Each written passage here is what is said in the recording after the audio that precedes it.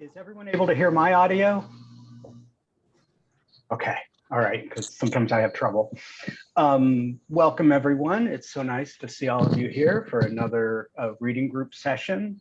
Today, we are reading David Graeber's Beyond the Monastic Self, an unpublished manuscript. I think if I'm not mistaken, it appeared in a Japanese translation of the Fragments of an Anarchist Anthropology. I think that's the only place that it's appeared in publication. It's a short piece, it's only 10 pages. And like a lot of David's work, it's a think piece that really leaves its implications up to the reader, where he concludes with a lot of questions, where he challenges the readers to think through the implications of some of the arguments that he makes. And so it's in this spirit that I want to begin by providing just a brief overview of what I take to be the central claims of the piece. And then I'll hand it over to Sevda, who's going to launch into a discussion of what these arguments suggest for a number of important topics related to consciousness, the unconscious, and specifically to linguistics. So I'll do an overview, I'll hand it over to her, and then she'll really suggest a lot of the questions based on some interesting theoretical implications of this piece that relates to work that Sevda is hoping to do in graduate school.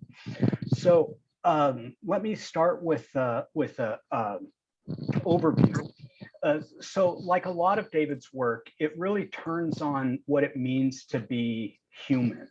And by that, he means, what does it mean to be conscious of oneself and simultaneously to be in community with other people? And what he lays out is that humans are engaged in conversation, or what he calls an interpenetration of minds, that neuroscientists have shown happens when identical neuronal configurations happen in the two brains of people, in the brains of two people engaged in conversation. So he's looking beyond anthropology and basing some of these implications off of some work being done by cognitive psychologists or cognitive neuroscientists, and what this might mean about how humans understand themselves in the world. And there are a couple, I think, central arguments that he makes. So one of them is this idea that if ideas emerge from our relations with one another and from conversations, then it's really not, it's not really possible to talk about there being great thinkers, only thinkers who are in conversation with one another. And David calls this dialogic emergence of ideas. He takes that idea and teases out a further implication, which he begins by suggesting that all existing theory is based on misapprehension. And he argues this by referring to some work by cognitive neuroscientists who talk about how our thinking, our conscious self-reflective thought, doesn't mainly happen in the head. It happens, but nor does it happen merely in our relations with the material environment. Consciousness exists mainly in the concrete junctures between what have sometimes been called embodied personalities. And this idea, to me, sounds very familiar to one that he suggested in another piece that we read, the Turning the Modes of Production Inside Out, where he says that it's really not possible to talk about there being individuals, that really people are nothing more than the accretions of social relations that they have. So if we think about consciousness as being something that's constructed collectively, then it really doesn't make sense to talk about there being a single great thinker responsible for single ideas, although in the course of history, especially the intellectual history of philosophy, that's often how these stories get narrated. And he goes with a further implication, again drawn from cognitive neuroscience, that what we consider to be consciousness is often a misunderstanding of consciousness, and that neuroscientists are suggesting over the last decade or so that what we describe as consciousness is really just a window of consciousness, and that true consciousness itself, that, well, he says we cannot keep more than a few seconds of perceptual experience in short-term memory at any given time. So the width of our conscious window on the world may be no more than 2 seconds wide. And the implications of this are, I think, quite profound, because it not only challenges us to erase any idea of there being singular great thinkers, but also that the process of conversation, the practice rather of conversation, really is what makes these fleeting moments of consciousness. So there isn't an isolated, self-sufficient, rational, self-reflective intellect.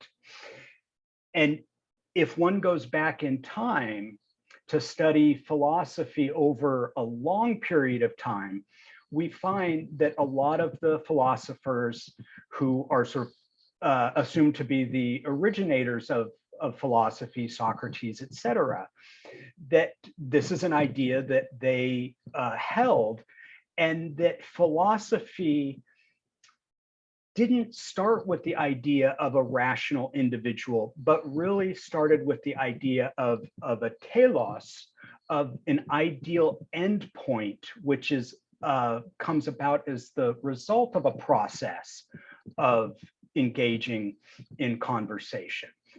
And what he argues is that over time, philosophy as a discipline shifted from dialogic process or practice to an academic pursuit. And it went from being a communal collective exercise to being one that was done by a few individuals. And that's what he means by the monastery, sort of an isolated group of monks pursuing intellectual life. And that from there, it went from the monastery to the university, and that what has been lost in the process is really a shrinking of our imaginative understandings of what constitutes philosophical practice, that the philosophy is the practice. And this is something that David finds resonance in the work of distributed cognition, the idea that thinking takes place not strictly inside the head, but outside the individual's head, who sort of offloads different aspects of thinking to others. But that philosophy over time has come to concentrate more and more on the machinery of the process, or the technological aspect of the process. And this is what really the university is. The university now is this extension of a thinking machine that is really a house for great thinkers, rather than what David is suggesting is a dialogic process to begin with. So the self-conscious individual has been created through this disciplinary technique of isolation and reflection. And that isolation and reflection is really the process one goes through in graduate school, where great amounts of time are spent in solitude, poring over the works of so-called great thinkers, and that it has really destroyed our idea of a collective kind of consciousness or cosmic unity. And David points out that there are very few philosophers who have really started from this point of non-dualism, and that Bhaskar is one, but that the few who do have at least in his case, have abandoned academia because this kind of idea is really antithetical to the great thinker model of the university. So he ends up arguing that our existence as intelligent beings is made possible by an endless variety of everyday experiences that occur between embodied personalities rather than between some abstract or artificially created self and cosmos. So that dualism between self and cosmos, David is looking to rupture. And philosophy has lost a sense of itself by abandoning that kind of non-dualism. And it ends up putting us in a position where the most basic forms of exploitation seem to be the result of a process where the coming together individuates oneself at the expense of another. So not only is there this false distinction made between self and cosmos, but that distinction helps reinforce exploitative forms of or social relations of oppression, because one can be individuated at the expense of the other. Whereas if we tried to imagine a strange state somewhere in between individuation and empathy and non-existence, that would have some profound implications for the way we understand ourselves as social creatures in the world, and which would then have, of course, deep implications for philosophy, for politics, and for wage relations, for what constitutes work and how work gets done. So his argument, of course, rests on this premise of non-dualism.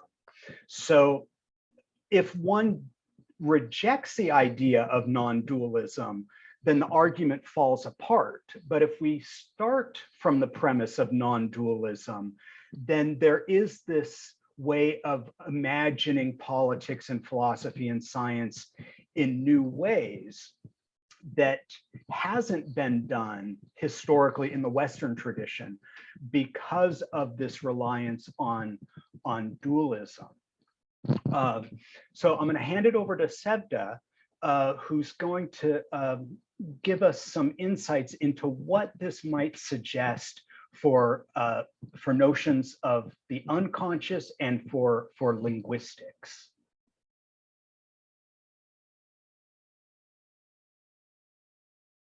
And hello, you hear me, right? Okay.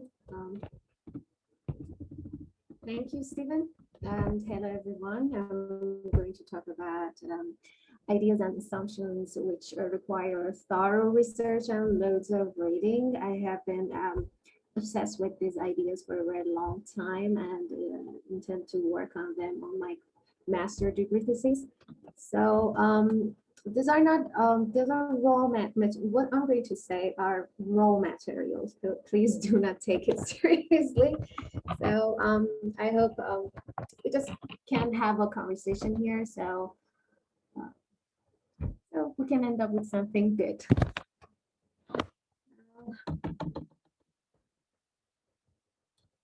Just give me a second, please.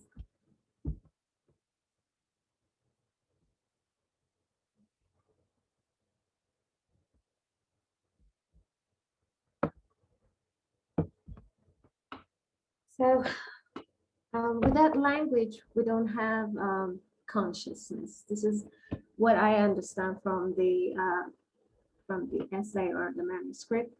When I first read the manuscript, I thought David, however, indirectly is referring to the unconscious as well as consciousness, or what he calls the collective consciousness.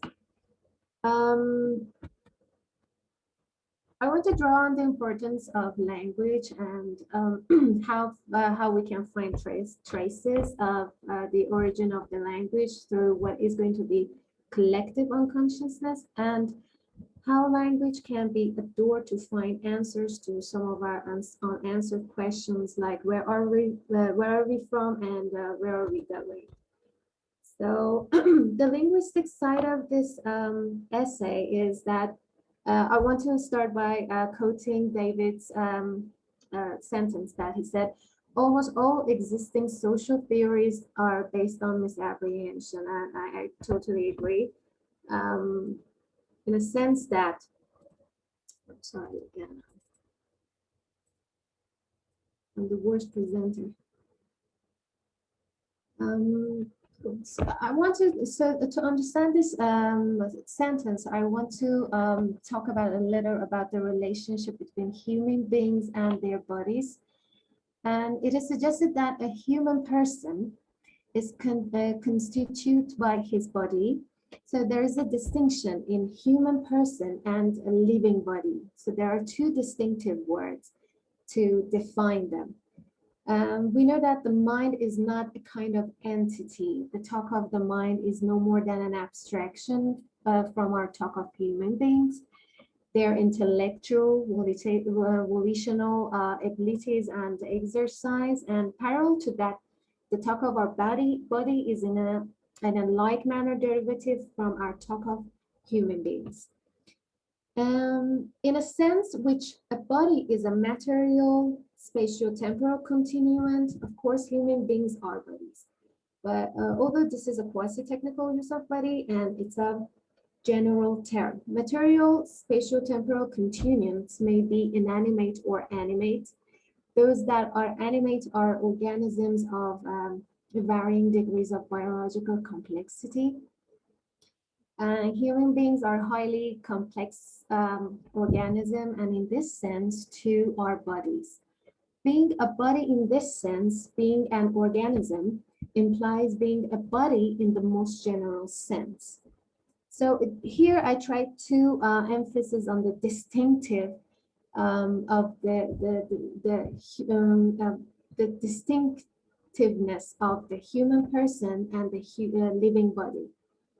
When there is there can be a question: what's the relationship with the mind and the body? The mind-body problem is insoluble. It's a remainder of the Platonic, Augustinian, Cartesian tradition. It cannot be solved, but it can be dissolved. It's a very very powerful statement. I read in a book. So I can recommend it later to you. The mind is not an entity that could stand in a relationship to anything else. The body that a human being is, it just we can look at this sentence. The body that a human being is. Most of the English speakers may not be really, maybe they are just speakers of the language, but if grammatically we take this, just notice in the grammar of this sentence, it gives us so much information. The body that a human being is, it's so much for me, it's a roller coaster kind of thing experience when I just give this when I read this sentence. So the body that a human being is, the living organism, has and exercises those distinctive intellectual or volitional abilities that we speak of when we speak of people's mind. So so far I think I'm so boring. Just give me a sign if I'm not boring, please. So the unconscious, I want to give this little introduction that as the unconscious, Lacan is one of the very most famous psychoanalysts of our time, and he says that unconscious is structured like a language. What does it mean? Like, have you ever dreamed that you wake up and um, you cannot, I say, explain it or describe your dream to someone else because it has yet not, it has yet to be in the symbolic order. So we cannot explain it or express it or describe it. And the symbolic order is like a snake swirling around its prey. It swirl around all those the unconscious and try to transfer it from the unconscious to the conscious. So it's really interesting that that the unconscious, as Lacan puts it, is structured like language. So why not to think that the unconscious is the this is the a foundation where all the human life is built on, from the unconscious to the conscious, and all the chains, as we can say, to the collective unconscious, to the collective consciousness. This is so. I mean, what I want to say is that the unconscious, the collective unconsciousness, is where we can find many of our unanswered questions. Like it's a mysterious place where there are still yet to be found, let's say, and so, and I want to give an example to make it a bit clearer. Have you seen the movie 2001: Space Odyssey?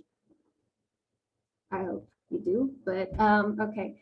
There is a spatial temporal object called monolith. It resembles nothing in the world, right? So that monolith.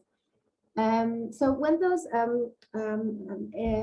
great apes, they were having the very ordinary day of their life. So then they find out there is a monolith landed on the surface of Earth, and they became so aggressive, and they learned how to throw a bone. So not only until that time. Not the bone is thrown. They don't know how to use that bone. They don't know that the bone, they can use it as a weapon to I mean that monolith can be a representation of the unconscious that gives us the answer, okay, where we are from and where we are going. So we don't know, because in the end of the movie, there is the star child and that monolith just in front of each other. So it wants to give a secret meaning or message that this is what is important. There's something mysterious in this world that we haven't been able to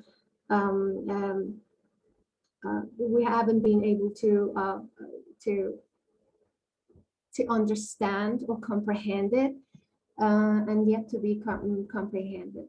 Someone is want to come in. I want to admit. Sorry. Yeah.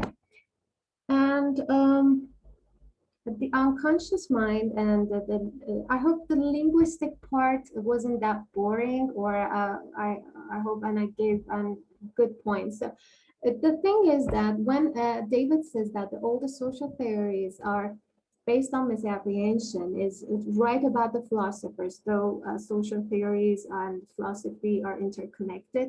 So we can say it to kind of social theories and philosophy as well at the same time. So Wittgenstein, a very important linguist,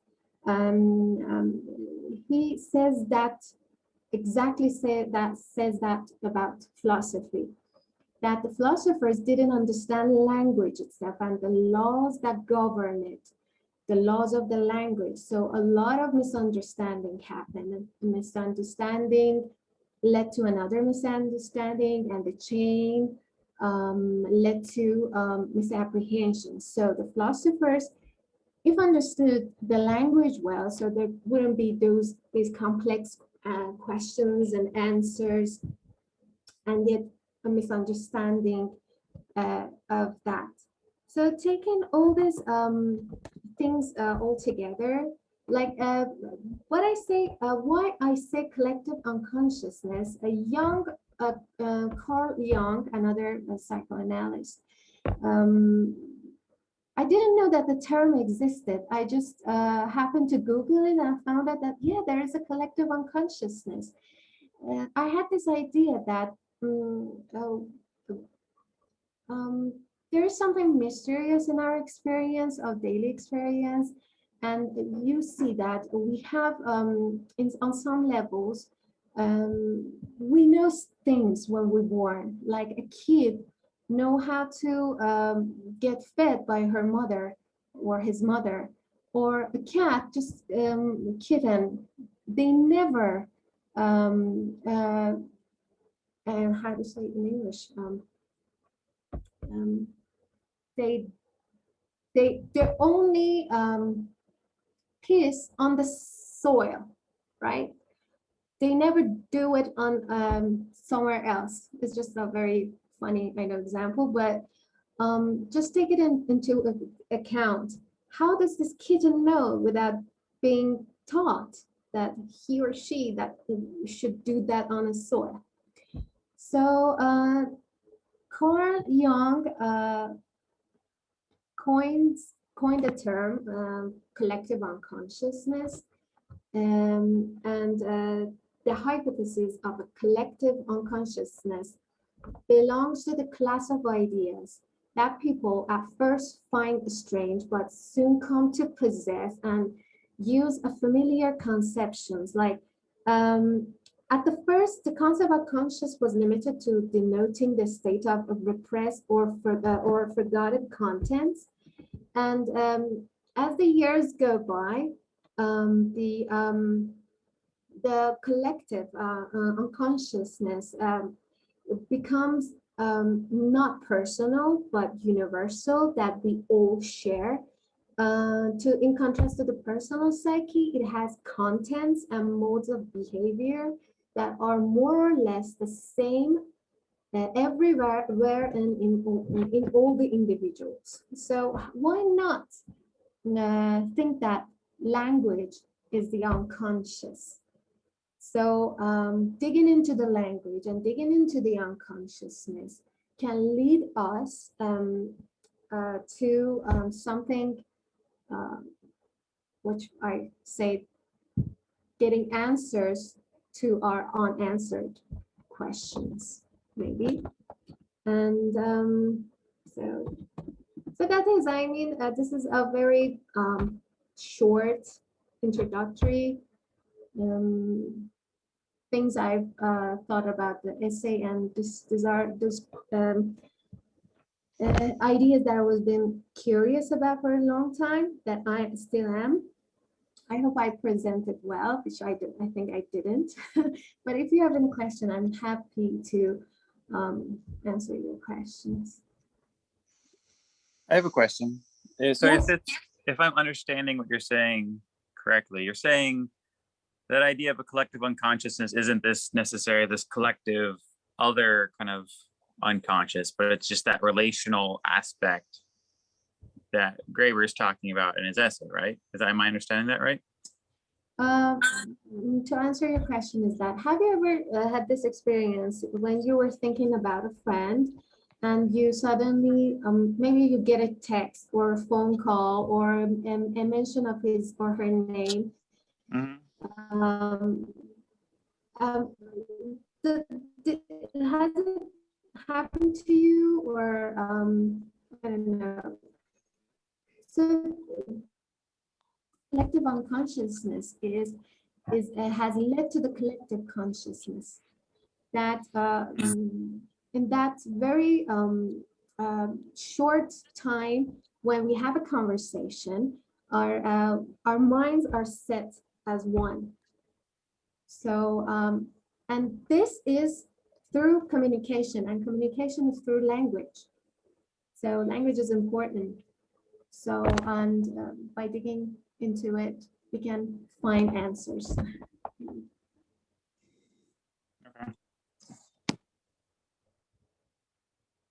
And I think if I understand correctly, Sevda, when you ask, is language the unconscious? It seems that you're suggesting that there, especially in your allusion to Jung, that there is a collective unconscious that humans have, and that language is what allows us to step into that unconscious. And so what I'm curious about is, so language is a symbolic order. So does that mean that the unconscious, if language is the unconscious, does that also mean that the unconscious is a symbolic order? The unconscious, in order to get into the conscious or the symbolic order, I mean, it is through the symbolic order. As I gave the example of the dream, you wake up a dream and you cannot describe the dream because it has no meaning. You have seen pictures, images, right, in your dreams, but you cannot explain it because it has not yet been in the symbolic order. So yeah, what is in the deep must come to the surface. That's how I put it.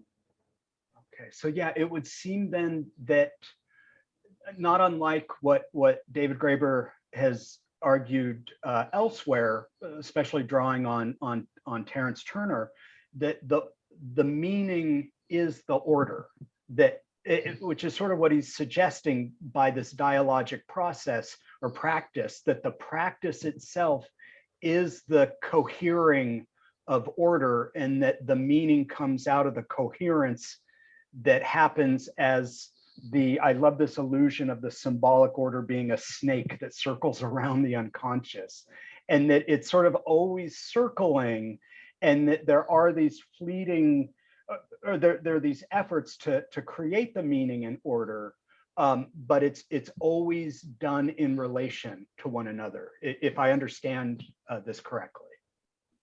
After the unconscious in symbolic order, you know, we have this linguistics understanding, like morphology, syntax, and semantics, right? And these are different from the, this is the linguistics, theoretical linguistics, let's say. And yeah, somehow what you said is right, but we should know that like the mirror stage of children, not until that stage they think they cannot distinguish themselves from other entities and objects around themselves. So in that stage, they start creating that symbolic order. So, and that individuation of the language and that strength of that language becomes to say, I am, I did it. You know, the kids love that. And yeah.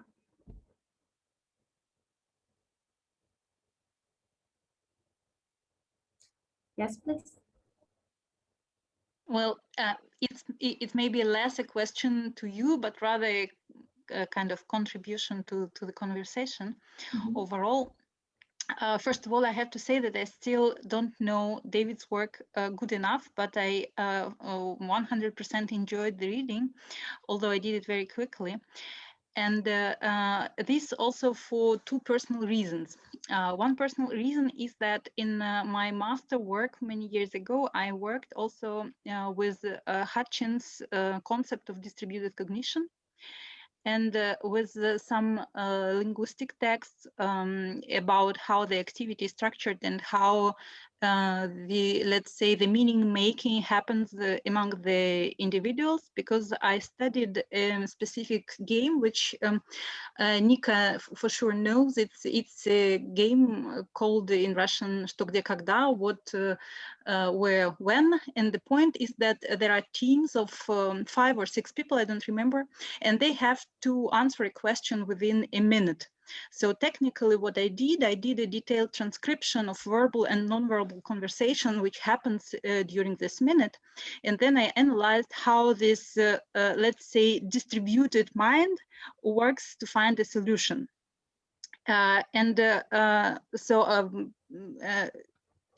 Well, I don't go into the details, but so this is like one personal thing where I kind of worked in this similar direction. And then in my PhD, I worked on do-it-yourself and how people engage with the material world.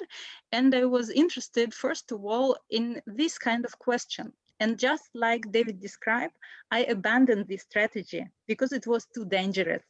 And I realized that if I would go in this direction, I will be somewhere between psychology, cognitive science, anthropology, linguistics, and then it's just not going to be doable. And there was no literature that I could engage clearly so that I could construct a coherent narrative. So at the end of the day, I end up writing it in a completely different way, although these kind of questions always kind of kept puzzling me. And the only work which I found interesting and in a way answering or thinking in the same direction was the work by French anthropologist Varnier, who tried in his work, so it's to marry, let's say, the French school of ergonomics. And so the French school there were different people calling it in different ways, but technically these were anthropologists working on material stuff, and a lot of ergonomics and anthropotechnology, they called it, and the Foucauldian analysis. So basically what he was trying to say that the subject is is of course a discursive subject, so according to Foucault, but at the same time it's a subject which emerges through the engagement with the material world. And this was the line like coming from this French school of sociology and anthropology. It was Merleau-Ponty and some other people.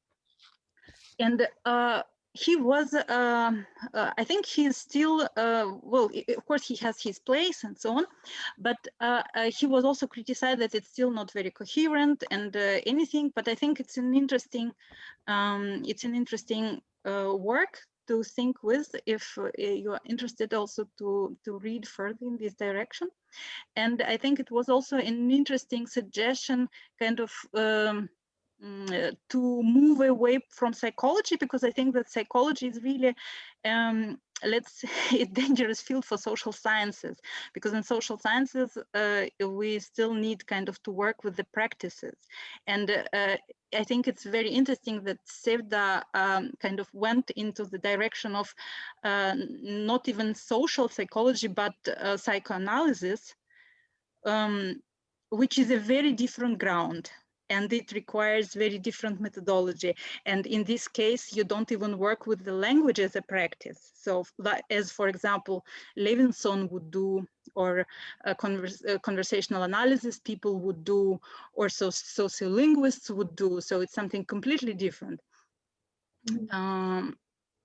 Yeah, and I think I don't have a coherent conclusion right now, but these were like different thoughts and bits that I wanted to share. And maybe one question to those who know David's work better. Do you know whether he planned to engage, because I assume it's an unfinished work, right?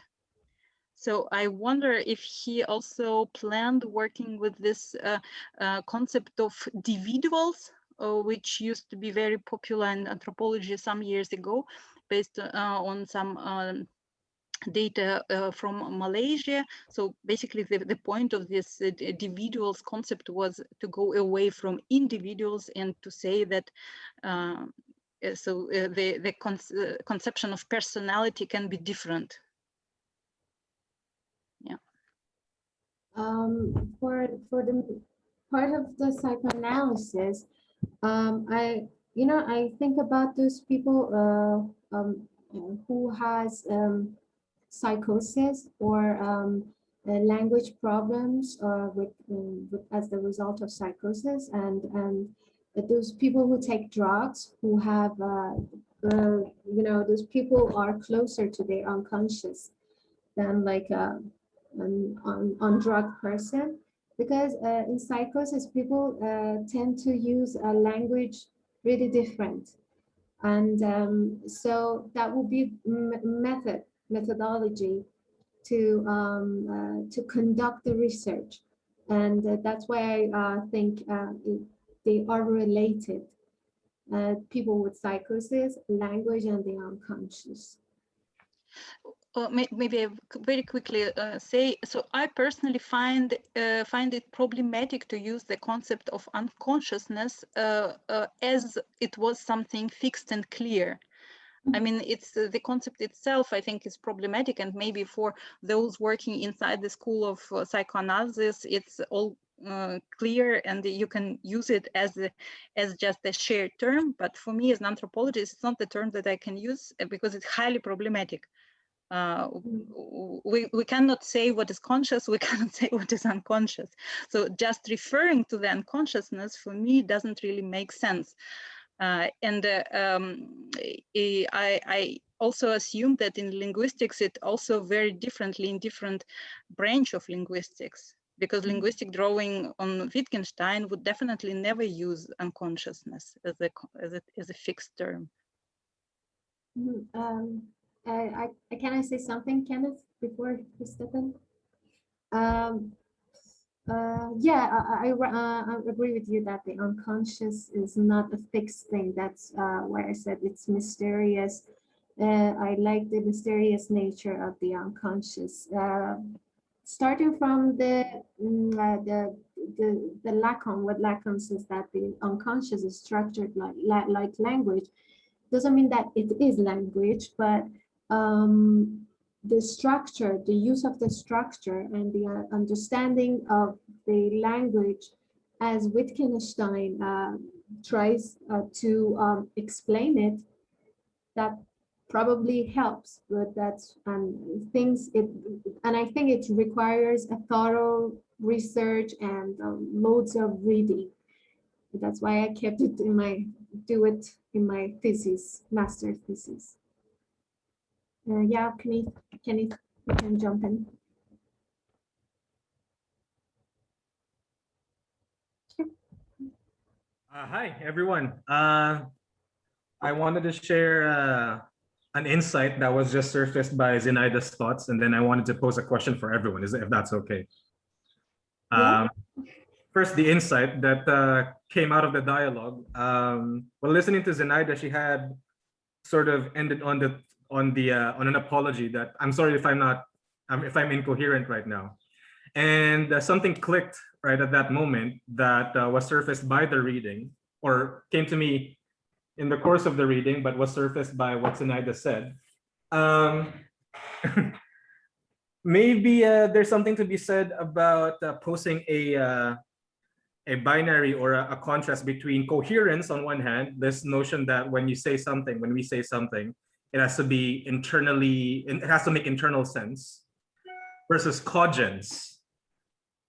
And by cogence, I mean this idea of bringing two worlds together. Like when we say something is cogent, you're saying something that might be incoherent, but you're bringing something to the table that could help bring your world and the world of another person, or perhaps wider worlds together in this moment. And I think that speaks to the spirit of this essay, and if we can push it to the direction of a provocation even. I think a thought or an argument or an idea can be incoherent yet cogent, right? Like it might not make internal sense, but hey, yeah, well, that kind of helps me make sense of my own thinking, right? So that's something that was dialogically that came to mind when Zinaida was speaking. The question I wanted to pose to everyone is something of a kind of like a practical prefiguration question, so to speak. Because personally, I already believe that we should really move away from this myth of the heroic author, you know, the heroic author. And I wonder if in our own practices, there are small or big or, you know, like little things that help shift a conversation away from that practice. For instance, even the idea of authorship, right? When we present something or when we write something by so-and-so name, is there a way that we can probably trouble that practice and make it so that it's clear that it's always in conversation?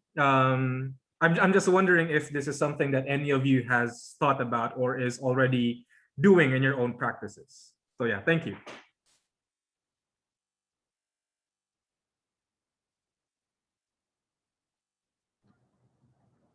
I think it's Michael's turn. Michael? Oh, okay, yeah. I know lots of people write books as a collective, not as and sometimes they do it as a hidden collective, but actually they're not hiding it. They just write certain books, like the Wu Ming Collective wrote a whole novel on conspiracy theory in the medieval period, and they're actually a group of people, and they'll tell you who they are. But it's an interesting way to trouble the idea of being a single author, which is of course connected with ownership, like I own this type of stuff. I thought Sevda's presentation was great, bringing in the unconscious. My kind of concern with, I think Lacan is good, but it is, at least he's interesting. I guess I would flag out that, like, the idea of the unconscious as something inside the person is maybe what this is. I guess whenever you talk about the unconscious, you still have this idea of what is the unconscious. And so, like a lot of people get like the idea that there's like this little person inside you that's just like another person, except they're kind of angry or whatever, right? And I don't know if that type of idea is quite as much as what would happen when you start thinking about, say, all of the common structures that are in the world, and every human has to interact with them. And so therefore, they're very much influenced them. And obviously language is part of one of those common structures. I know that Andre Green had written, he was a person who's a really interesting psychoanalyst and written about, it was a student of Freud's, a student of Lacan's, and had written against the idea that language is structured like an unconscious, right? Because the idea of that structuralism is to say, is a theory when applied by the social sciences, is that you have this, here you can understand language in this particular structural way, and it all resolves, and therefore you can understand the human subject. So, and that arguably, I mean, I'm sure Chomsky would, argues that type of thing, Noam Chomsky, the structuralism of the human subject. And other people have kind of argued that actually it's a bit more differentiated in the structure. Like, so I was kind of curious about how to take, so the symbolic order is not something that's inside people, but it's a symbolic order as something that interacts with people, but they all imagine it or envision it. And in some ways it can be it's still quite a negative thing. Like that image of a symbolic order as a sort of snake that surrounds the individual and attacks them, the symbolic order where people continually like internalize these kind of issues like, oh, look, a tall white man who speaks well and is confident.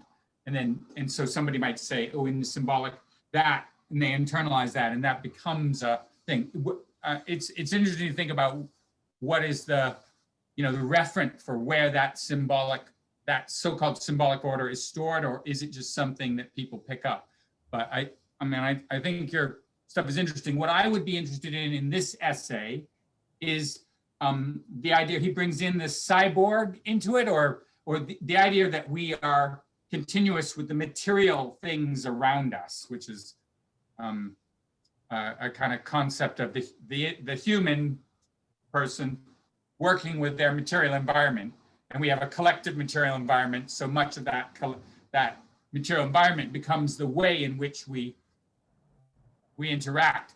And I'm not as familiar with Vygotsky. If anybody else is, I thought, because I had to read him once for a teaching course, and I read him enough to get my teaching certificate and then forgot him. But like, I think Vygotsky has a lot of that type of material of how people interact with them. So I'd love to know if anyone has comments on that. And thanks, Sevda, for your great presentation.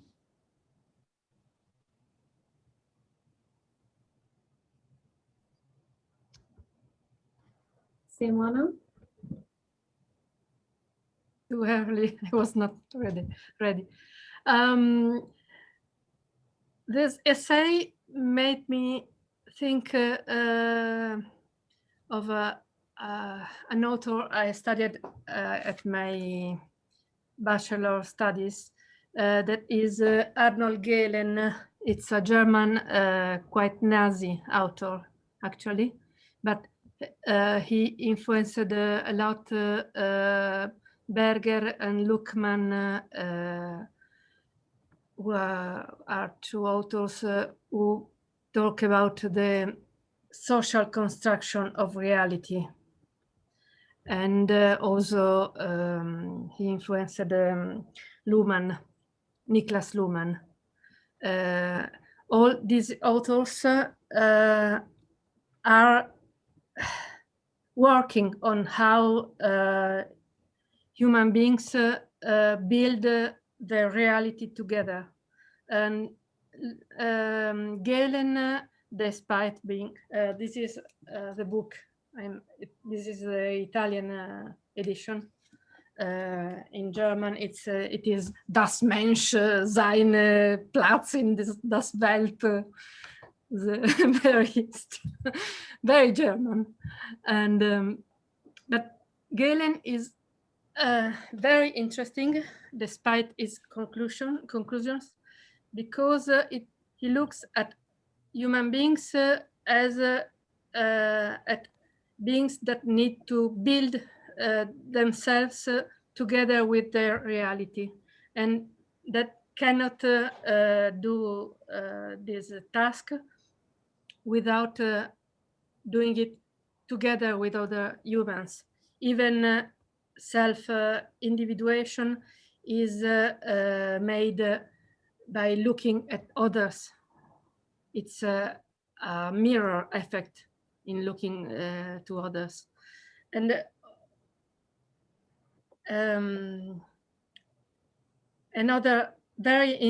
two other very interesting things in Gehlen. That's why I advise you to have a look at this philosopher. That he explains how our concepts are at the same time actions and representations. We cannot think of a cup without making the gesture of taking it mentally. In saying cup, we already think of the gesture of what the hand needs to do to take a cup. And in objects, we already see how we can use them and how we can use them together. The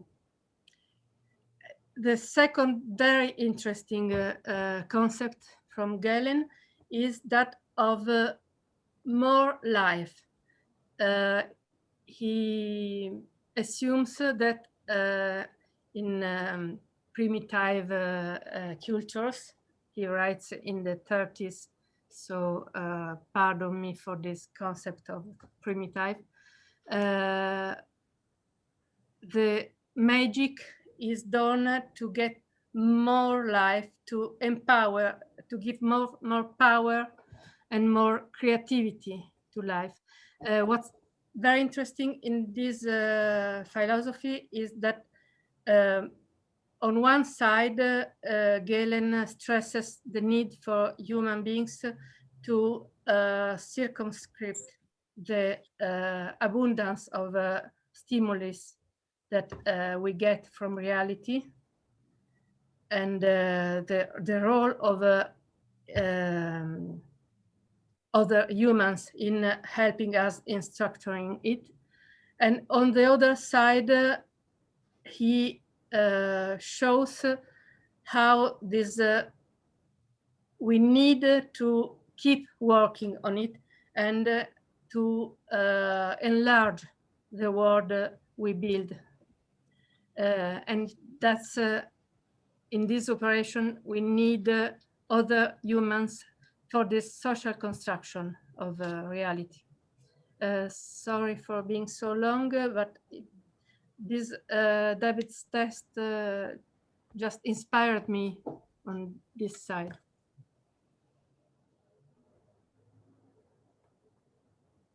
Matt, you want to say something? Sure, yeah. I think for me, what was most interesting was that, again, the social construction, that relational aspect of consciousness and reality. And there's a book I haven't read yet, so this is like a half recommendation because, again, I haven't read it yet. But there's a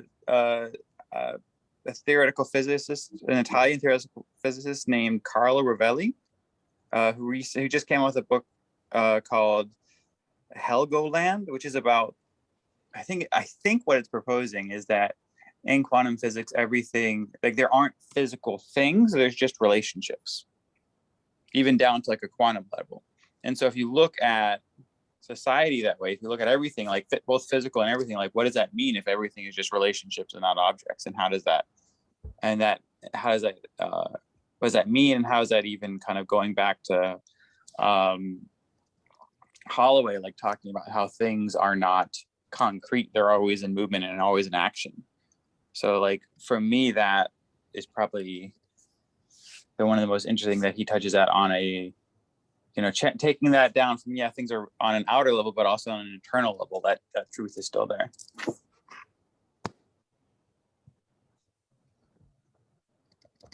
Thank you. I hope I'm pronouncing your name right, Kelly. Hi, yes, it's Kelly.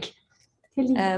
Hi, thanks a lot for the presentation, also for the analysis done and the discussion, which is very, very interesting. I'd like to move back to one of the points made earlier about how to move away from the myth of, heroic authors. And it's true that David is doing it in this text, but not only in this one. And one text that I've been reading lately was about what his work that he's been doing in Madagascar, and also the link to piracy, and how he thinks that this has been the starting point of what we call now the Enlightenment, regarding everything related to democracy. And he challenges the fact that this is, who has fathered that are the Western philosophers, but rather the pirates in some places in our world who have developed practices of democracy. So that's one point. And the second one is I moved to Canada some months ago, and therefore I've been interested in the last months also in Aboriginal teachings. And I started to read about that, to learn also. It's a completely different vision of the world. And when it comes to authors, they have this approach of storytelling, and they never quote authors, and for them, what is said, who said something, or what was meant by what he said, what was said or what he said, is not the most important. What is important is how the reader feels about it, how these link to your thinking, to your feeling, to your doing as the listener or the reader. And I think that's an important approach to take also, which is not really aligned with how we approach this in our Western world. So yeah, that's my small contribution to that discussion at this stage. Thank you. Robin? Well, thanks. When I was reading David, firstly, thank you, Sevda. But when I was reading David's paper, I was thinking about mathematics, because if you take something like geometry, almost all mathematicians will agree on the statements of the theorems they work with. So there's a very strong consensus, and that consensus is maintained usually by marks on piece of paper, by quite specific and precise language. But actually the experience in the mathematician is something in their brain, in their neurons. So it's almost as if the very precise language of mathematics is a way of keeping various versions of wetware in people's brains in sync with one another. But in the past, many people had a kind of Platonic view that because everyone agreed on abstract mathematical theorems and so on, they were actually in heaven somewhere in some perfect other realm. But I'm less convinced by that. And I think often it's more a question of internal representations of what's going on, almost kinesthetic in many cases, or visual. But it's interesting how a very precise language keeps those aligned with one another.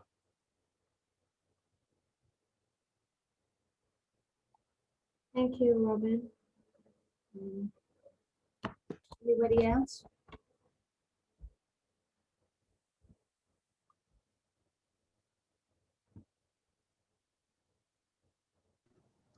I have a question to everybody. I would like to have a lot of questions, but I think we're already an hour and more. So, and I would like to keep digging in this theme.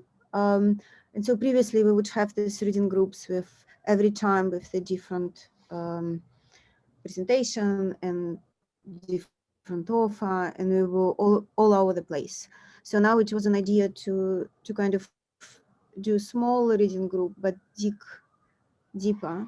So maybe right now we can decide what we're gonna do next time. And ideally I would propose we follow the same theme. I post in the, so we can, so I was thinking maybe we should read Maurice Bloch that is mentioned in this text. The other idea I have is to read something from this book, that is a prolongation of the same conversation about dialogues, and part of this book is quoting even this article that we read today. Or I don't know, Vasily, what maybe something that was already scheduled could be considered as a prolongation of the same train of thought. So we wouldn't lose the thread, because it's very difficult to build in. We also want to read Roy Bhaskar.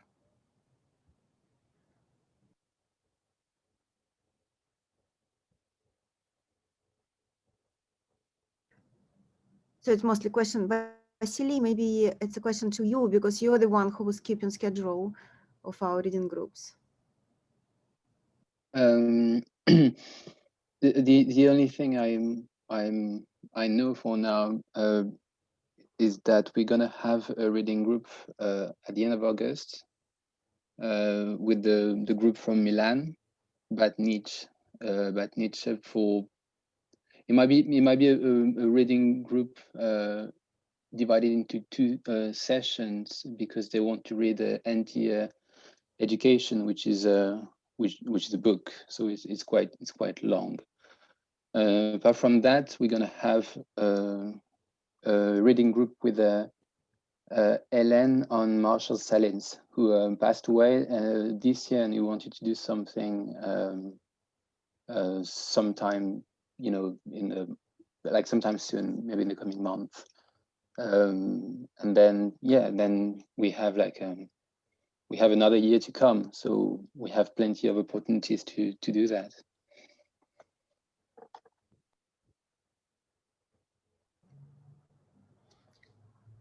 I just wanted to say that for this reading group, for me the major question is, which is I totally lost, is about relationship to the reality, like a real reality.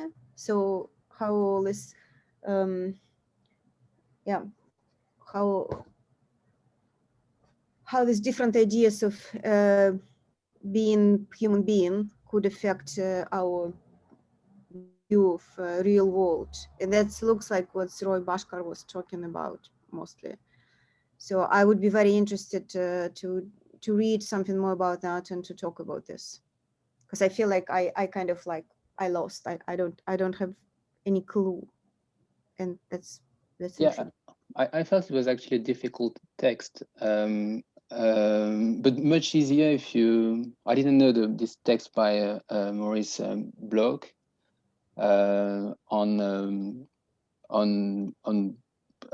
this theory of mind, reading minds, basically. It's actually quite interesting, and it's a really good starting point to understand what David is actually talking about in this text. So I actually highly recommend to read it before. Maybe maybe we can read actually that sometime soon, so we can have a kind of foundation of what David wants to say, and maybe something about Bhaskar as well, so by Bhaskar as well, or by Andrew Collier, who's actually much easier and actually wrote really useful texts to understand what Bhaskar is talking about. Would you facilitate one of this reading group, Vasily? And which one would you recommend? Well, I'm an expert of none of those, but if someone is if someone in the group has expertise in critical realism or cognitive anthropology, then please make yourself known, because that could be actually really. I think it's actually really good to have some people introducing a text on something they actually have knowledge about. But the opposite is actually true as well. I also like that too.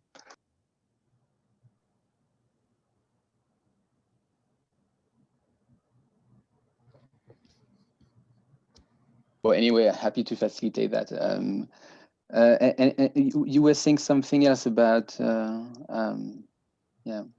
Do we want to talk about these coming sessions now, or do we want to continue our discussion? My question is that do we still have time to talk about the text, this particular text now, or we talk about that later on another reading group?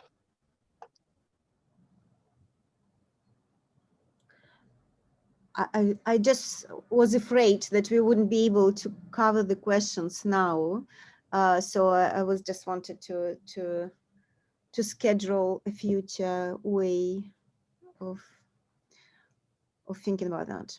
But yes, we can probably talk. Maybe it's will be good if Steven would kind of summarize something, since he started the conversation. Yeah, what would you like me to summarize? I don't know, like all this conversation that we had today. Yeah, I mean, we've sort of touched on a lot of different points, and it gets to Zinaida's point about how there really isn't a discipline in between these other disciplines. And as Kenneth was saying about the issue of authorship, especially because we've gone from a monastery to a university where the world is publish or perish. So much depends on single authorship, because that's what gets one an endowed, that's what gets one tenure and then an endowed chair, et cetera, et cetera. And so, yeah, there's a lot there. Some of the points about Holloway and Matt's comments about how there are no objects, only relations or actions that happen among objects, struck me something similar to Piaget's genetic epistemology, and so the implications to structuralism, linguistics, psychoanalysis, there's quite a lot there. I have not read Maurice Bloch's Going In and Out of Bodies. That might be a helpful place. I know that we've been wanting to read Roy Boscar's, and so I don't know if there's a consensus as to the direction that we might go. I certainly do not have an expertise in critical realism. I have just sort of a superficial reading in it. I have an interest in it, but really an amateur interest. So I don't know if I would be the best to facilitate that. I'm happy to help if that's the direction we'd like to go. I'd also be very interested in reading the anarchism, the Diaphanes piece, which I've not read.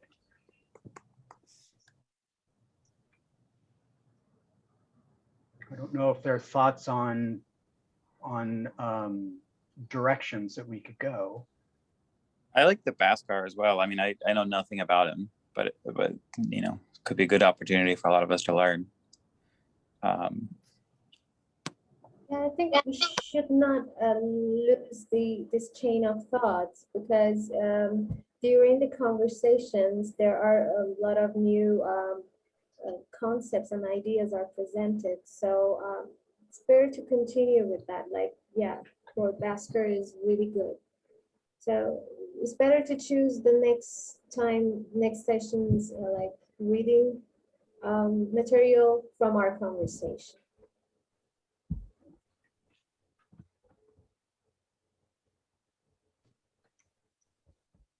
Yeah, I agree with that point, that I do think that we are working toward this idea of a critique of object-oriented ontology, and trying to find space between materialism and idealism, and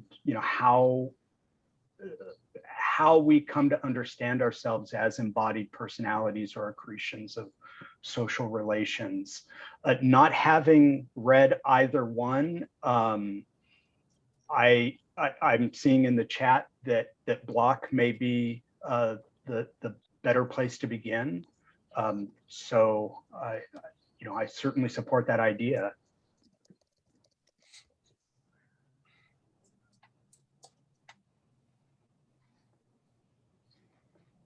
Okay, yeah, we can do the Maurice Bloch. Is there a date that's available for the next reading group? So the next reading group is supposed to be on the 29th, but then it's the assembly of our guest curatorial team. So maybe we can do it a week after 29, because like in July, like in first day of July, because that's, summertime now. How about that? In August. Yeah, you mean August? August, yeah. Yeah. How people feel about that? Yeah. I like that. Okay. So I don't have my calendar. Let's see, here it is. That would be August 5th.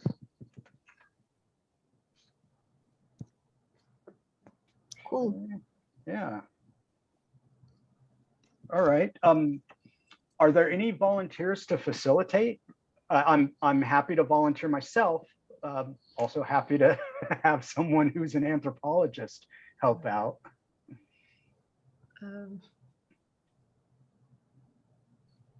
I would be happy to contribute another time, but we're in Germany, we're still in the semester and we are at the end of semester. So which is a little bit, little bit tough. So I would rather postpone my contribution to the fall.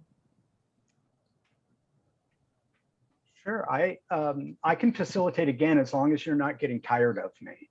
It could also be a sociologist because it's a bit about Durkheim. Yeah. So an expert on Durkheim. That's not me. I am no expert on Durkheim. Neuroscience?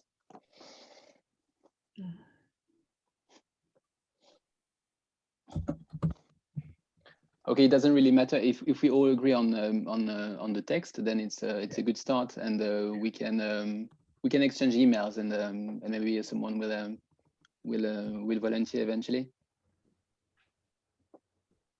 Okay, cool.